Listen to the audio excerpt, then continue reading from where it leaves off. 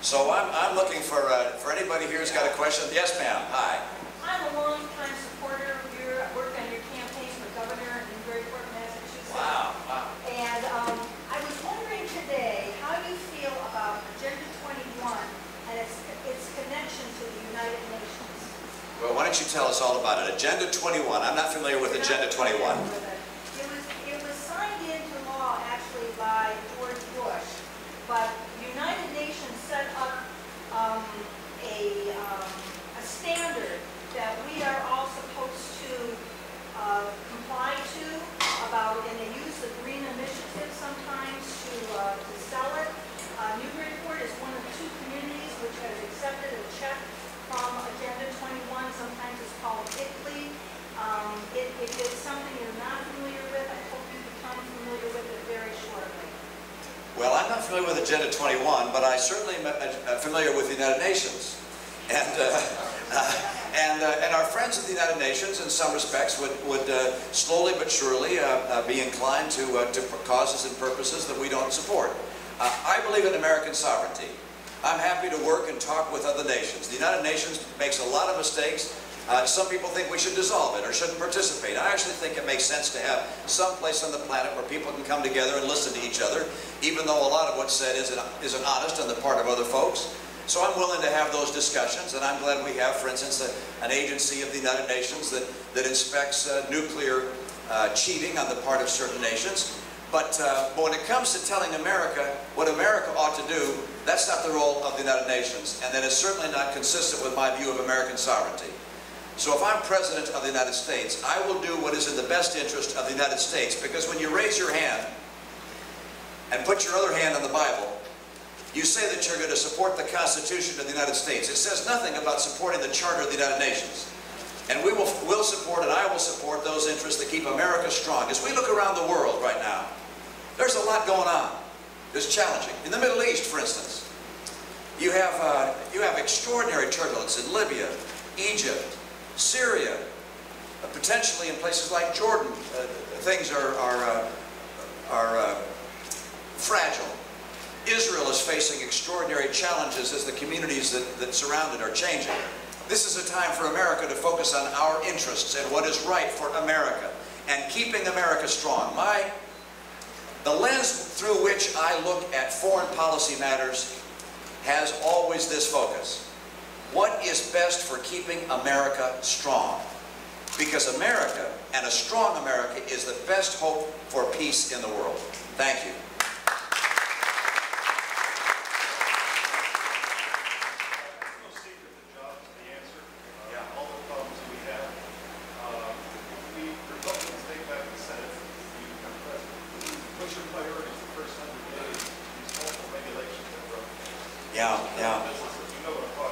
For those that didn't hear the question, what's your priority on jobs? What would you do in your first 100 days? And with regulation in particular. I'm going to be coming out, by the way, on September 6th with a pretty detailed plan, an overview of what things I do to get the economy going. But let me just remind you of 7 things that I've learned. 7 sounds like a long number, but I won't take a long time. Remind you of 7 things that you have to do if you want to have a successful and vibrant economy. I spent my life, again, as I told you, in the business world. I know how the economy works at the level of jobs. And as I've looked at competing nations around the world, I've concluded that there are at least 7 things that have to be done if you want to have a highly competitive, meaning successful economy. Number 1, the tax rate for employers has to be comparable with other nations. Can't be much higher. We're right now the highest in the world, along with Japan. Number 2, regulation and bureaucracy has to be as streamlined and modern and up-to-date as possible, and it has to have, as its intent, not just stopping the bad guys, but encouraging the good guys. Encouraging small business and business startups. Government can't be the enemy of enterprise. And the other day, I pointed out that when someone said, why don't you just raise taxes on corporations? I said, don't you understand? Corporations are people. They're people who work there. There are customers that are people. Shareholders are people. They're people. Raising taxes on corporations is raising taxes on people. There is a sentiment in Washington among some of our Democratic friends that corporations and businesses are bad. That's where we get our jobs. That's where we work. Our retirement is based upon the success of those enterprises. So bureaucracy and regulation has to be reshaped, held down, brought up to date, and encouraging the private sector. 3, we have to have trade policies that work for us, not just for the other guys. China's been cheating for years. We've allowed it to happen without response and recourse. That will change if I'm president. Number 4, energy. We spend almost $500 billion a year buying energy from other people, when we have ample energy resources here thanks to new discoveries of natural gas, our oil reserves, our coal, the capacity for nuclear power, for wind power, for solar power. We need to develop our own energy resources and become energy independent. And if I'm president, I'll get us independent of the oil cartels. And that...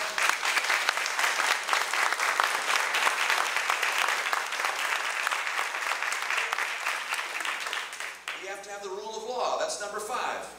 What do I mean by that? Well, when the National Labor Relations Board tells Boeing that they can't build a factory in South Carolina because it's a right-to-work state, that's putting your hands on the scale of justice. It's wrong. I will return the rule of